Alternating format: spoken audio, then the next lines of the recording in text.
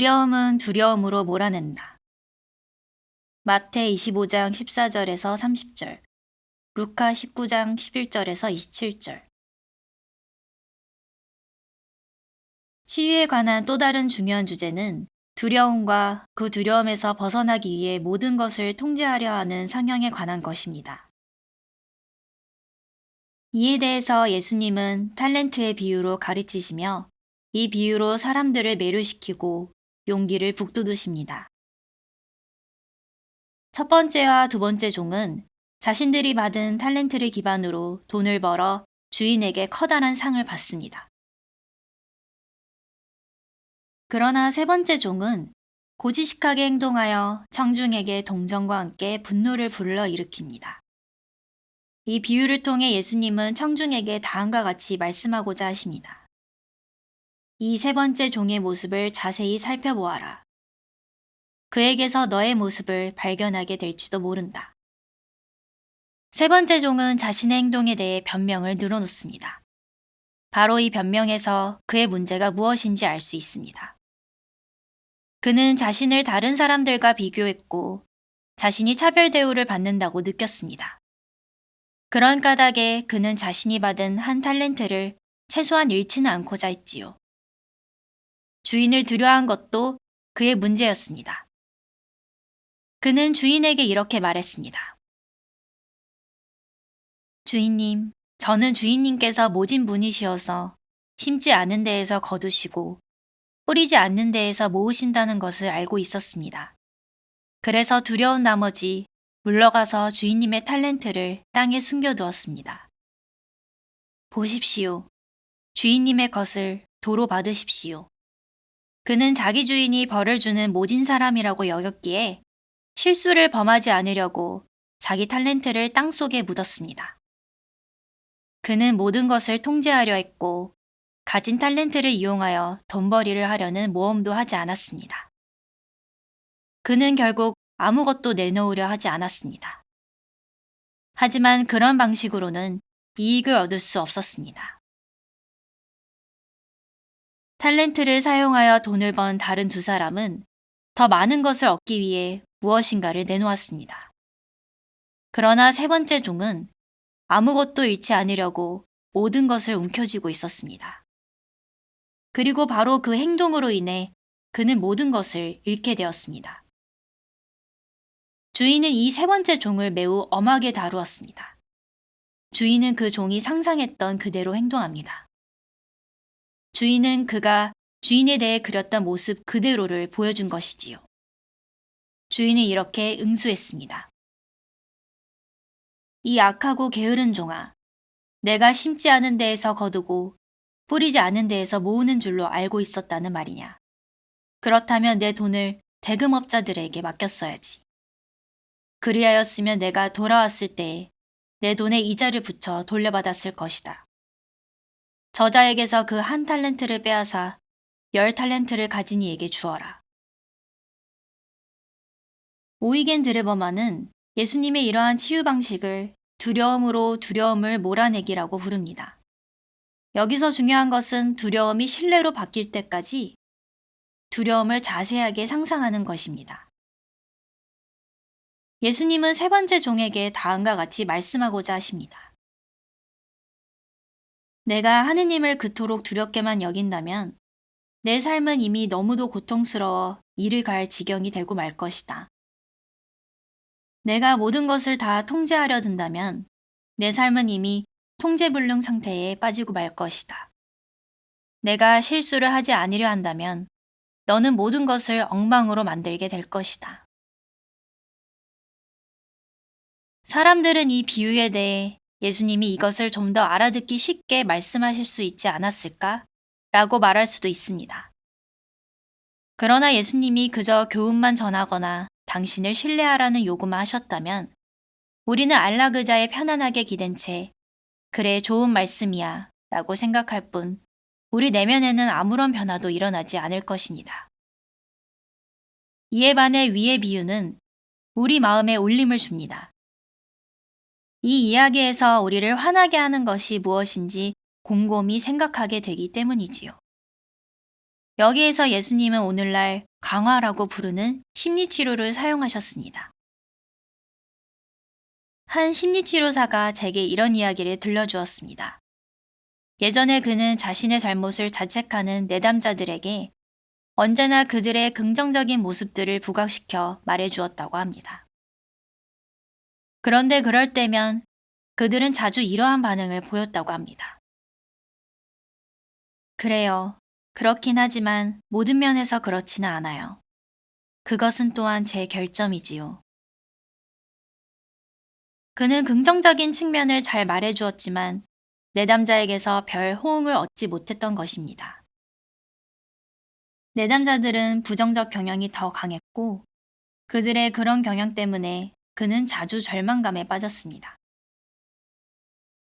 이후 그는 연수를 통해 강화를 배우게 되었고 내담자들에게 이전과는 다르게 대처했습니다. 당신이 말한 것처럼 당신은 정말로 무정한 엄마네요. 그러면 안 되죠. 이러한 강화에 대해 내담자들은 무슨 말씀을 그렇게 하세요? 그렇게밖에 생각하지 않는 거예요? 라며 화를 냈습니다. 심리치료사가 내담자의 부정적인 측면을 부각하자 내담자들은 오히려 그 부정적인 측면에서 시선을 돌려 자신을 긍정적인 시각으로 바라보기 시작한 것입니다. 위의 비유를 말씀하시는 예수님의 의도를 이에 비추어 해석해 볼 수 있습니다. 예수님은 두려운 나머지 모든 것을 통제하는 태도가 불합리하다는 것을 가르쳐 주시고 신뢰의 길로 우리를 초대하시는 것이지요. 마테오 복음서에 의하면 첫 번째 종은 5달란트를, 두 번째 종은 2달란트를, 세 번째 종은 1달란트를 받았는데 첫 번째 종과 두 번째 종은 자신들의 달란트를 갑절로 늘렸습니다. 그런데 루카복음서에 의하면 종들은 제각기 1미나씩을 받았습니다. 첫 번째 종은 받은 돈을 토대로 10배를, 두 번째 종은 5배를 벌었습니다. 세 번째 종만은 주인에게 받은 돈을 그대로 땅에 묻어두었습니다. 달란트를 각각 다르게 받았다는 것은 각자가 자기 삶을 통해 이룩한 것을 외적으로 평가하기는 어렵다는 것을 나타냅니다. 각자의 재능과 한계를 가늠할 수 없기 때문이지요. 하지만 모두 동일한 미나를 받았다는 것은 각자가 그것으로부터 무엇을 이루었는지를 분명히 알 수 있음을 나타냅니다. 따라서 마테오 복음서의 메시지는 이러한 의미를 갖고 있습니다. 내가 어떤 탤런트를 받았는지 탐구하고 그것을 활용하여라. 너는 하느님이 내게 주신 재능에 책임이 있다. 그리고 루카복음서의 한 민어는 각자의 인생을 상징하며 우리에게 이렇게 말해줍니다. 내게는 단 한 번의 인생밖에 없다. 너의 인생을 살아라. 그렇지 않으면 내가 살아보지 못한 인생을 언젠가는 후회하게 될 것이고 더 이상 마음대로 할 수 있는 일이 없다는 사실을 깨닫게 될 것이다. 타인과의 비교에서 벗어나라. 마태 20장 1절에서 16절. 심리치료나 영성상담에서 계속 이야기되는 주제들 가운데 하나는 비교에 관한 것입니다. 사람들은 자신이 갖지 못한 것을 다른 사람들이 갖고 있을 때 시기하는 마음이 생깁니다. 그들은 하느님이나 운명이 자신에게 불공평하다고 생각합니다. 자신을 다른 사람들과 비교할수록 사람은 점점 더 만족할 수 없게 되고 자신을 받아들이지 못하게 됩니다. 저 사람처럼 멋진 외모를 지니거나 저 사람처럼 똑똑하거나 저 사람처럼 돈이 많다면 성공적인 인생을 살 수 있을 텐데 와 같이 자신을 남과 비교하기만 하면 성공적인 삶을 살 수 없습니다. 타인과 자신을 늘 비교하는 사람은 하느님이나 운명이 자신에게 불공평하다고 느끼게 되고 결국 자신의 인생을 개척하는 것을 스스로 방해하게 됩니다. 예수님은 포도원 일꾼들에 관한 비유를 통해 이러한 문제의 해결책을 내놓으십니다. 이 비유 역시 이를 들은 청중 가운데 많은 이들이 못마땅한 마음을 가졌을 것입니다. 포도밭 주인은 그처럼 불공평해서는 안 되었습니다. 맨 먼저 온 일꾼들은 11시간을 일하며 한낮의 더위를 견뎌야 했습니다.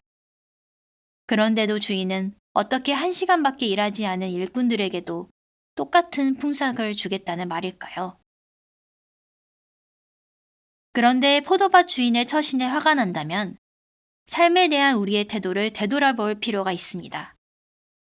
우리는 우리가 열심히 살면서 하느님의 계명까지 충실히 지키고 있다고 생각합니다. 그래서 하루 종일 빈둥거리며 아무 일도 하지 않는 이들보다 더 많은 혜택을 받아야 한다고 생각하는 것이지요. 그런데 이러한 생각 이면에는 우리도 일하지 않고 빈둥거리며 지내고 싶다는 마음이 숨어 있습니다. 그리하여 하느님의 계명 따위는 신경 쓰지 않고 자기 마음대로 행동하는 사람들을 부러워하는 것입니다. 그러나 우리는 빈둥거리며 지내는 사람들의 상황이 어떠한지, 그들이 자신의 삶을 얼마나 지루해하며 자신을 얼마나 쓸모없는 존재로 여기는지는 알지 못합니다. 가장 먼저 온 일꾼들은 자기 삶이 의미가 있다는 것을 알고 있는 이들입니다.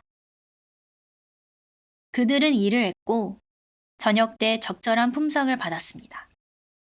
주인과 합의한 한 데나리온이라는 하루 품삯은 당시 상황에 비추어 볼 때 분명히 온당한 보수였습니다. 그런데 자신보다 일을 덜한 일꾼들도 똑같은 품삯을 받게 되자 그들은 불만을 느꼈고 차라리 일을 늦게 시작하는 편이 나을 뻔했다 라는 생각을 하게 된 것입니다. 그리하여 가장 먼저 온 일꾼들은 투덜거리며 자신들의 생각을 말했습니다. 맨 나중에 온 저자들은 1시간만 일했는데도 떼약볕 아래에서 온종일 고생한 우리와 똑같이 대우하시는군요. 이로써 그들이 이 일을 짐으로 여긴다는 것과 땡볕 아래에서 괜히 고생했다고 생각한 것이 드러났습니다. 가장 먼저 온 일꾼들의 태도를 인생과 관련지어 이렇게 말할 수 있습니다. 나는 나의 삶을 짐이요 떼약볕으로 여긴다. 한편으로 나는 조금이라도 선량한 그리스도인으로 살기 위해 온 힘을 다 기울여야 한다. 하지만 나는 전혀 다른 삶, 다시 말해 안정되고 편안한 삶을 살고 싶고 그래서 늘 갈등에 빠진다. 그러나 예수님은 내게 다른 시각을 주고자 하신다. 그분은 내가 삶을 다르게 바라보고 나의 삶이 의미 있다는 것에 감사하기를 바라신다. 이러한 갈등을 겪으면서 나는 성숙해진다. 그 갈등으로 인해 나는 나의 내면을 돌아보고 그로써 성숙의 길, 영성의 길을 계속 걷기를 원하게 된다. 포도밭 주인은 11시간 동안 일한 어떤 일꾼의 불평에 다음과 같이 응수했습니다. 친구여, 내가 당신에게 불의를 저지르는 것이 아니요. 당신은 나와 한 데나리온으로 합의하지 않았소. 당신 품삯이나 받아서 돌아가시오. 나는 맨 나중에 온 이 사람에게도 당신에게처럼 품삯을 주고 싶소. 내 것을 가지고 내가 하고 싶은 대로 할 수 없다는 말이오. 아니면 내가 후하다고 해서 시기하는 것이오. 교부들은 한 데나리온이 사람이 온전하게 자기 자신이 되는 것을 상징한다고 여겼습니다. 자기 자신과 일치하는 온전한 사람이 되는 것보다 더 큰 보수는 없습니다. 그것만으로도 충분하지요. 그리고 이를 가능한 한 빨리, 가능한 한 인생의 첫 시기에 목표로 삼는 것이 좋습니다. 따라서 일을 뒤늦게 시작하거나 그저 빈둥거리며 자기 인생에서 아무것도 이루지 못한 것처럼 보이는 이들에게 눈을 흘겨서는 안 됩니다. 그들도 나름의 고통을 겪고 있기 때문입니다. 우리는 자신을 개선하려고 노력하면서 그로 인해 지속적으로 생기 있는 삶을 살 수 있는 기회를 얻게 됩니다. 그런 기회가 뒤늦게 온 다른 이들도 자신의 내면을 발견하고 온전해지며 자기 자신과 일치를 이루어 진정한 자기 자신이 되는 계기를 만들 수 있지요. 우리는 자신을 다른 사람들과 비교하고 그들을 부러운 눈초리로 바라보는 대신 자신의 삶을 감사하는 마음으로 살아야 합니다. 그리하여 다른 사람들도 언젠가 생명에 이르는 길을 발견하게 된다면 함께 기뻐할 수 있을 것입니다. 위의 비유는 우리가 일하는 이유, 다시 말해 다른 사람들을 위해 우리가 노력하는 이유뿐만 아니라 우리가 자신을 치유하거나 영성의 측면에서 더 나아지려고 노력하는 이유에 대해 다시금 생각하게 만듭니다. 자신을 개선하려고 노력하지 않는 사람은 발전할 수 없습니다. 그리고 그러한 자기 자신 때문에 스스로 고통을 겪게 됩니다. 우리가 자신의 일을 재밌어 한다면 스스로를 다른 사람들과 비교하지 않게 됩니다. 아무 일도 하지 않은 채 그저 무의도식하며 살아가는 사람들에게 화가 난다면 그로써 자신 역시 가능하면 아무 일도 하고 싶지 않다라는 생각이 내면에 깊숙이 도사리고 있었다는 사실을 인정해야 합니다. 이 비유는 우리 마음에 무엇인가를 불러일으키지요. 즉, 이 이야기는 우리가 감사하는 마음으로 자신의 삶을 살아가고 자신이 어떤 삶을 살아가든지 간에 다른 사람들이 성공적인 삶을 산다면 그것을 기뻐해 주라는 사실을 일깨웁니다.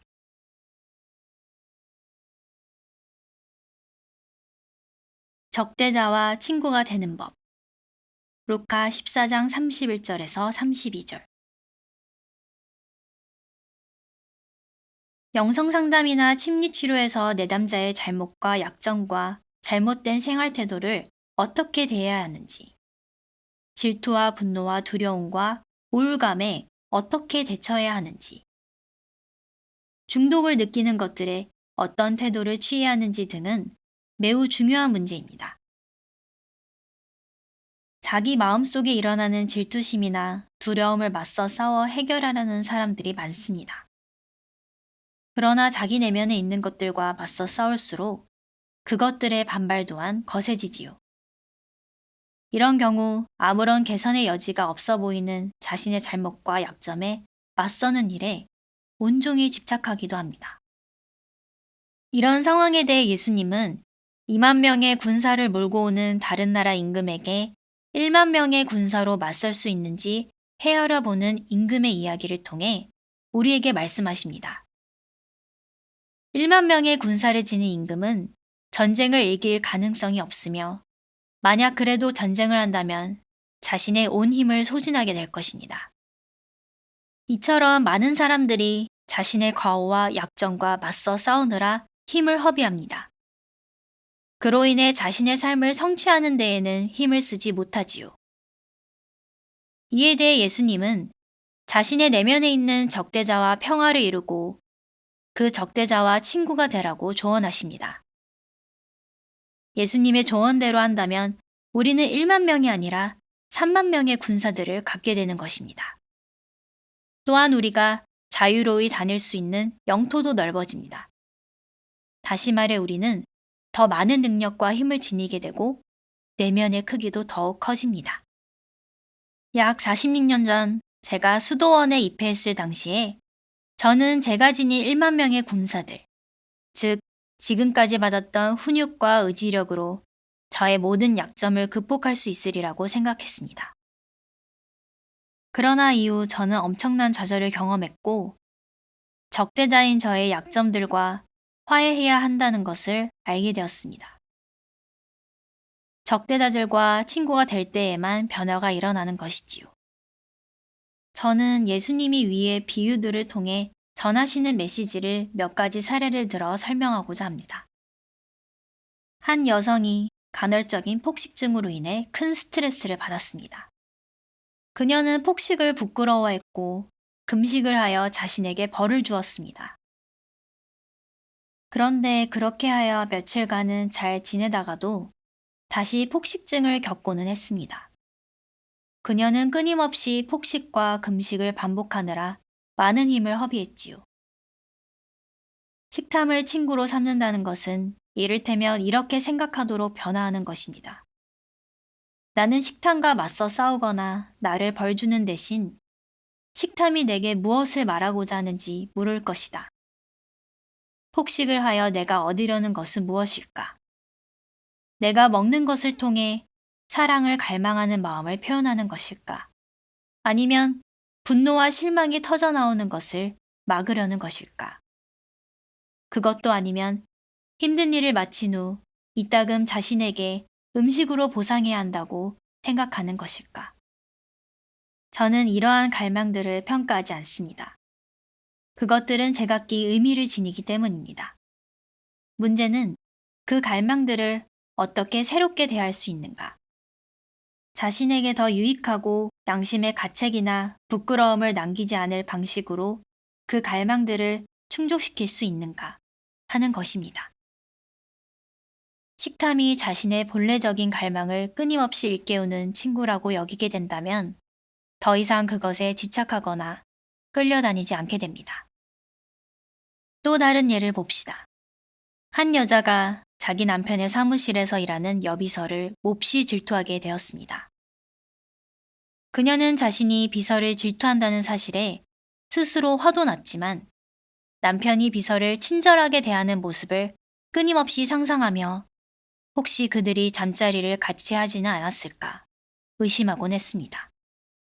남편은 아내에게 그것은 전혀 근거 없는 염려이고 비서는 자신이 고용한 직원에 지나지 않다고 거듭 말하며 안심시켜 주었습니다. 아내도 그런 남편을 믿기는 했지만 그럼에도 불구하고 그녀는 질투심에서 벗어나지 못했습니다. 남편이 출근하는 동시에 그녀의 상상은 다시 날개를 달기 일쑤였지요. 그녀는 자신의 질투심이 남편을 피곤하게 만든다는 것을 알고 있었습니다. 질투심은 그녀 자신뿐만 아니라 부부관계에도 상처를 입혔지만 그녀는 거기에서 벗어나지 못했습니다. 질투심을 억누를 수 없었고 오히려 늘 새롭게 떠오르곤 했습니다.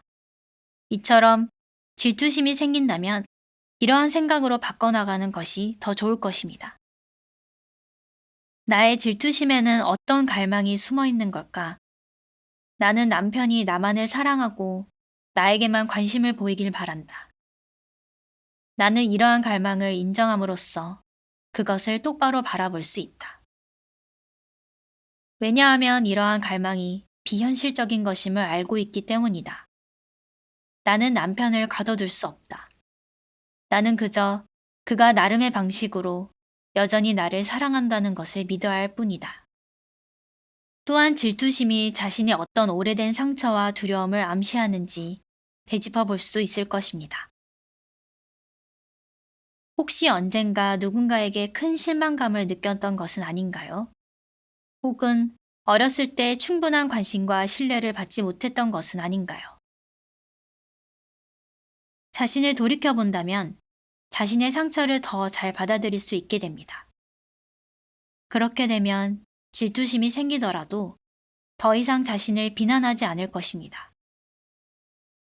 오히려 질투심 덕분에 남편이 자신을 사랑한다는 것을 더욱 믿게 되어 감사드릴 수 있을 뿐만 아니라 자신의 오랜 상처들을 하느님께 내모임으로써 그 상처에 스며든 그분의 사랑으로 상처가 서서히 치유될 수 있었다고 여기게 될 것입니다.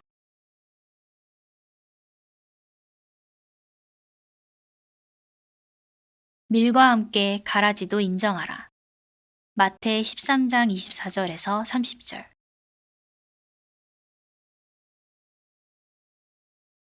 심리학자 융은 사람은 내면에 극단적으로 대립하는 성향을 갖고 있으며 두 가지의 영향을 동시에 받는다고 생각했습니다. 사람은 자기 안의 사랑과 증오, 이성과 감정, 다정함과 냉혹함, 아니마 혹은 아니무스, 즉 남성은 여성적 특성을, 여성은 남성적 특성을 동시에 지닌다는 것입니다. 그러나 사람은 두 가지 면 중에 한쪽 면만을 드러내고 다른 면은 억압할 때가 자주 있습니다.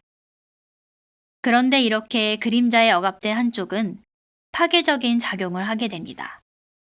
예를 들면 억압된 감정은 우리 마음에 흘러넘쳐 지나친 감성으로 드러나게 되고 억압된 공격성은 때때로 병으로 나타납니다. 따라서 우리가 더 나은 사람이 되려면 자신의 그늘진 면을 더 이상 거부하지 말아야 합니다. 대부분의 사람들은 다정하고 사랑이 가득한 사람이 되고 싶어 합니다. 그런데 자기 내면에서 냉혹하고 비정하며 타인에게 상처를 입히는 모습을 발견하면 처음에는 그로 인해 충격을 받습니다. 예수님의 비유에 나오는 좋은 씨를 뿌린 밭의 종들도 이러한 충격을 체험했습니다.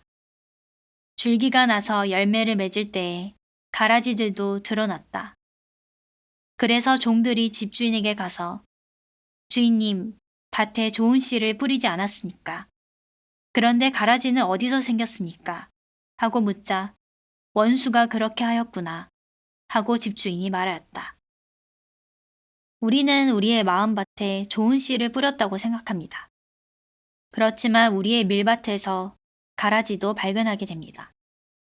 그러면 비유에 나오는 종들처럼 우리도 가라지를 뽑는 것이 최선책이라고 생각하겠지요. 그러나 이 비유에서 주인은 종들에게 이렇게 이야기합니다. 아니다.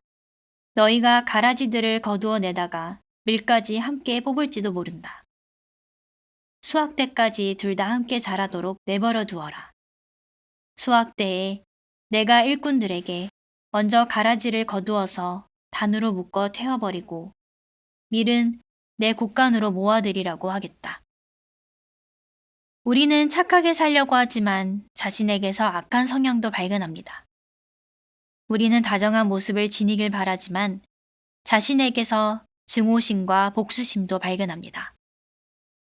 이러한 가라지들에 놀라서 우리는 이것들을 뽑고 싶어 합니다. 그러나 이 비유에 나오는 가라지는 밀처럼 생겨서 가라지를 뽑으면 밀도 함께 뽑게 될 것입니다. 따라서 완벽주의로 인해 자기 마음에서 모든 가라지를 뽑으려고 하는 사람은 결국 밀도 수확하지 못하고 나아가 인생의 열매도 맺지 못할 것입니다. 인생에서 풍성한 수확을 얻으려면 완전 무결한 사람이 되어야 하는 것은 아닙니다. 밀이 가라지보다 강하고 가라지는 수확할 때 가려내질 것이라는 믿음을 갖는다면 우리는 인생에서 풍성한 수확을 거둘 수 있을 것입니다. 내담자를 결점 없는 완벽한 사람으로 만드는 것이 영성상담의 목표가 아닙니다. 그보다는 내담자가 자신에게 있는 밀뿐만 아니라 가라지도 인정하도록 용기를 북돋아주는 것을 더 중요하게 다루지요. 그렇다고 해서 가라지가 무성하게 자라도록 놔둬야 한다는 말은 아닙니다. 어쨌든 우리는 가라지를 쳐내야 합니다. 그러나 우리 안에 가라지만을 골라 뽑을 수 있다는 착각에서 벗어나야 합니다. 그런 일은 수확할 때, 다시 말해 우리가 죽음을 맞이할 때야 비로소 가능합니다.